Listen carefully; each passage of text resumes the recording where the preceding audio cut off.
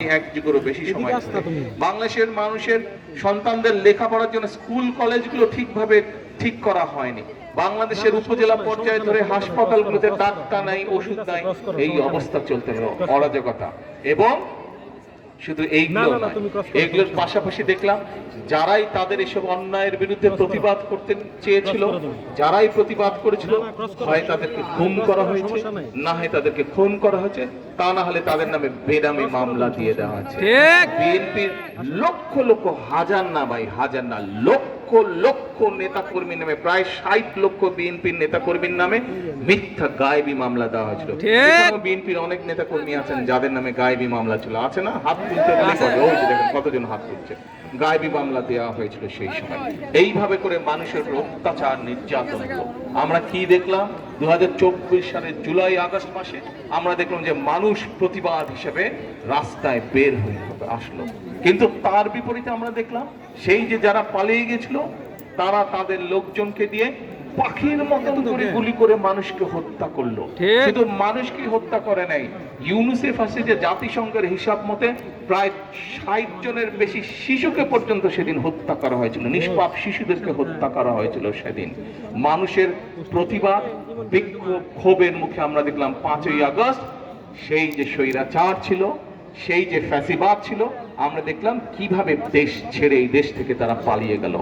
এমন ভাবে তারা পালালো, তাদের মন্ত্রী উজিন্নাজি তো পালালো, খোদ তারা যে বাইতুল মসজিদে যে খতিব দিয়েছিল সেই খতিব পর্যন্ত পালিয়ে গেল মসজিদে। এই ছিল অবস্থা। মানুষের উপরে কতটা নির্যাতন, কতটা জুলুম করলে কেউ এত ভয়ে পালাতে পারে, এবং মানুষের উপর কতটা নির্যাতন জুলুম করলে পরে মানুষ এত বিক্ষুব্ধ হতে পারে।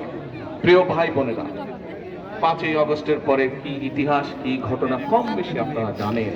যেই বাংলাদেশের মানুষ ভোটের দাবিতে, তাদের রাজনৈতিক অধিকার প্রতিষ্ঠার দাবিতে, তাদের অর্থনৈতিক অধিকার প্রতিষ্ঠার দাবিতে বিগত 1 যুগেরও বেশি সময় ধরে আন্দোলন সংগ্রাম করেছিল, আল্লাহর রহমতে সেই স্বৈরাচার পালিয়ে গেল দেশ ছেড়ে, ফ্যাসিবাদ পালিয়ে গেল, আসলো পরিবর্তন দেশে। মানুষ আশায় বুক বাঁধল।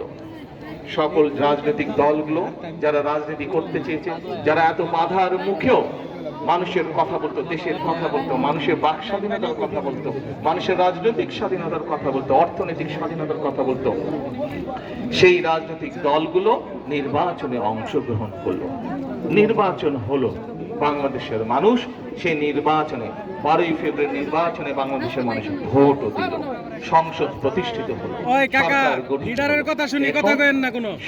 সংসদ চলছে, সরকার চলছে। এই যে নির্বাচন হলো 12 তারিখ, এই নির্বাচনের আগে আমরা বাংলাদেশ জাতীয়তাবাদী দল বিএনপি, আমরা দেশের মানুষের ভাগ্যের পরিবর্তনের জন্য, দেশের ভাগ্যের পরিবর্তনের জন্য আমরা কতগুলো কথা মানুষকে বলেছিলাম। এই যে আজকে আমি টাঙ্গাইলে এসেছি, আমি কি শুধু এই জনসভা করার জন্য এই টাঙ্গাইলে এসেছি? না, আমরা এসেছি টাঙ্গাইলে আজকে সরকারের পক্ষ থেকে এই যে আমরা 5 তারিখে 12 তারিখের আগে মানুষকে যে একটা কমিটমেন্ট দিয়েছিলাম, একটা প্রতিশ্রুতি দিয়েছিলাম, তার অনেকগুলো প্রতিশ্রুতির মধ্যে একটি প্রতিশ্রুতি ছিল। কি প্রতিশ্রুতি ছিল? আমরা যদি সরকার গঠন করতে সক্ষম হই, তাহলে এই বাংলাদেশে কৃষক যেই আছে, যেই কৃষকদের জন্য মৌলানা ভাসানী সারাটা জীবন আন্দোলন সংগ্রাম করেছে কৃষকদেরকে প্রতিষ্ঠিত করার জন্য, তাদেরকে সচ্ছল করার জন্য, সেই কৃষক ভাইদের জন্য আমরা একটা কৃষক কার্ড দেব, কৃষক কার্ড দেব। এটি ছিল আমাদের প্রতিশ্রুতি বাংলাদেশের জনগণের কাছে। এই প্রতিশ্রুতির অংশ আজকে আমরা পূরণ করতে যাচ্ছি, বা পূরণ করেছি আমরা, অর্থাৎ আমাদের প্রতিশ্রুতি রক্ষা করেছি। এই প্রতিশ্রুতির কাজ আমরা আজকে এই টাঙ্গাইলের মাটি থেকে আমরা শুরু করলাম, মৌলানা ভাসানীর মাটি থেকে আমরা আজকে শুরু করলাম। আজকে প্রথমে সরকারের কিছু নিয়ম কারণ আছে, সেই নিয়ম কারণের কারণে আমরা আজকে প্রথমে পাইলট প্রজেক্ট হিসাবে শুরু করেছি।